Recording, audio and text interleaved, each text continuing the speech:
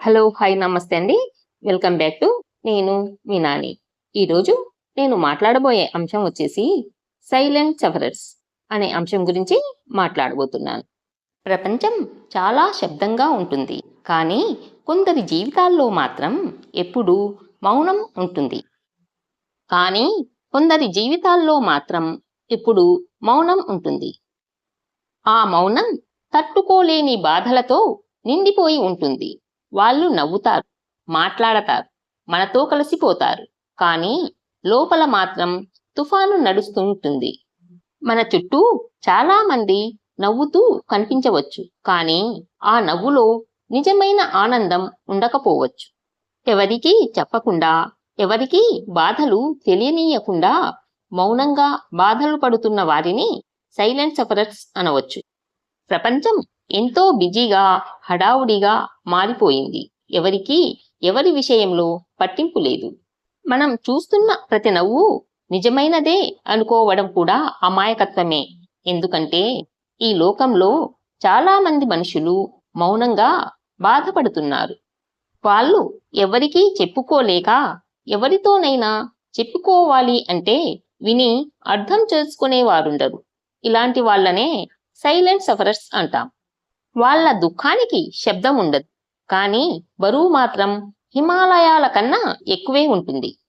వారి కన్నీళ్లు బయటకు రాకపోయినా వారి హృదయం మాత్రం సముద్రంలా ఎగసి పడుతూనే ఉంటుంది. పెద్దగా మాట్లాడని వాళ్ళు బలహీనులు కాదు, వాళ్ళకి బాధలు బయట పెట్టే వ్యక్తిత్వం ఉండకపోవచ్చు. అసలు మనిషి బాధను ఏ కొలమానంతో కొలుస్తాం? కన్నీటితోనా, లేక గుండె తడిగా మారిన దానితోనా, లేక మౌనం రూపంలో మిగిలిపోయిన ఆ హోరుని పట్టించుకునే మనస్సుతోనా? సైలెంట్ సఫరర్స్ బాధపడతారు, కానీ తమ బాధను బయట పెట్టరు. వాళ్ళకి సపోర్ట్ చేయాలి అనే మాటల కన్నా తమ బాధను ఎవరితోనైనా మనస్ఫూర్తిగా పంచుకోవాలి అన్న భావం ఎక్కువగా ఉంటుంది. వాళ్ళ బాధకు పేరు లేదు, వాళ్లకు ఓ లేబుల్ ఉండదు. అందుకే వాళ్లను గుర్తించడం కష్టం.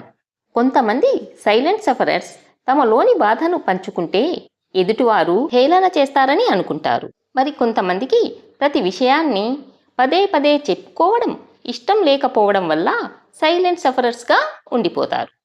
గతంలో నమ్మిన వాళ్ళు మోసం చేయడం వల్ల ఇక ఎవరి మీద నమ్మకం లేకపోవడంతో ఇంకొందరు సైలెంట్ సఫరర్స్గా ఉండిపోతారు. ఇలా ఉండడం మూలాన వీరికి మానసిక ఒత్తిడి పెరుగుతుంది. మానవ సంబంధాలలో అంతరాయం ఏర్పడుతుంది. డిప్రెషన్, ఏదో తెలియని ఖాళీగా అనిపించడం మొదలవుతాయి. ఒక్కొక్కసారి చచ్చిపోవాలనుకునే ఆలోచనలు కలుగుతాయి. ఇది అత్యంత ప్రమాదకరం. ప్రతి ఒక్కరి జీవితంలోనూ ఒక దశలో మౌనంగా బాధపడిన సమయం ఉంటుంది.